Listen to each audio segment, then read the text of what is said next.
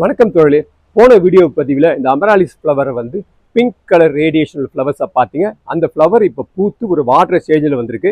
இப்போ நீங்கள் அடுத்த ஒரு இன்ட்ரெஸ்டிங் கலர் 2-3 கலர் வீட்டில் வச்சுருக்கேன். அந்த ஃப்ளவரிங்கை இப்போ நம்ம பார்க்கலாம். அந்த அமராலிஸ் ஃப்ளவர் வந்து நான் தொட்டியில் வளர்த்தேன். இப்போ நீங்கள் பார்க்கக்கூடிய அமராலிஸ் ஃப்ளவர் வந்து கிரவுண்டில் இருக்குது. அந்த பிளான்ட்டை வச்சு நான் 1 வருஷமாக ஆகுது. இப்போ ஃப்ளவரிங் ஸ்டேஜில் வந்திருக்கு. அந்த ஃப்ளவர்ஸை பார்க்கலாம்.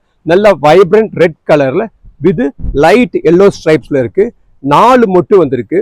2 மொட்டு வந்து பூத்துருக்கு. ஃப்ளவரும் பிகர் சைஸில் இருக்குது. அந்த ரெட் பார்த்தீங்கன்னா கிட்டத்தட்ட நம்ம வெயின்ஸ் மாதிரி நல்ல டார்க்காக ஸ்ட்ரைக்கிங்காகவும் ஷார்ப்பாகவும் இருக்குது with yellow blend. So 2 flower பூத்துருக்கு. 1 மொட்டு ஒன்றும் பூக்களை. அது நாளைக்கு ஃப்ளவர் ஆயிரும்னு நினைக்கிறேன். நீங்கள் அப்படியே பக்கத்தில் கீழே வரும்போது பார்த்தீங்கன்னா இன்னொரு கலர்ஸ் இருக்குது. அது வந்து நீங்கள் பார்க்கக்கூடிய அமராலிஸ் ஃப்ளவர் வந்து ஒயிட் பேக்ரவுண்டில் வந்து லைட் ஆரஞ்சு ரெட்டிஷ் ஸ்ட்ரைப்ஸ் இருக்குது. ஸோ இது ஒரு வெரைட்டி. ஒவ்வொரு அமராலிஸும் எல்லாத்துலையும் 4 பூ பூக்கும். அது 4 பூவும் பூத்து முடிஞ்சிடுச்சு.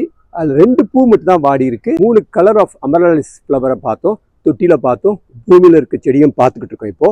ஸோ இங்கே பார்க்கக்கூடிய பூமியில் இருக்க கிழங்கு வந்து கிட்டத்தட்ட அந்த கிழங்கு வந்து 1/2 கிலோ சைஸில் இருக்கு.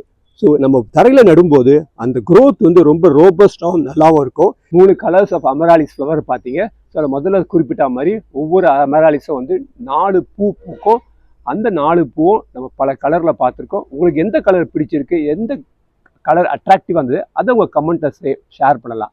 நீங்கள் அப்படியே கீழே பார்க்கும்போது பார்த்தீங்கன்னா நிறைய வெரைட்டிஸ் ஆஃப் அமராலிஸ் பல்பை நான் நட்டிருக்கேன்.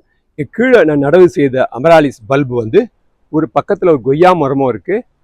அதன் அருகில் ஒரு நாகலிங்க மரமும் வச்சுருக்கேன். ஸோ 2 மரத்தின் கீழே தான் இந்த அமராலிஸ் ஃப்ளவரை வளர்த்துக்கிட்டு இருக்கேன். ஸோ இடம் இருந்தால் இப்படியே வளர்க்கலாம். நமக்கு இட பற்றாக்குறை வீட்டில் இருந்தால் இந்த அமராலிஸ் ஃப்ளவர்ஸை வந்து தொட்டிலேயே வளர்க்கலாம்.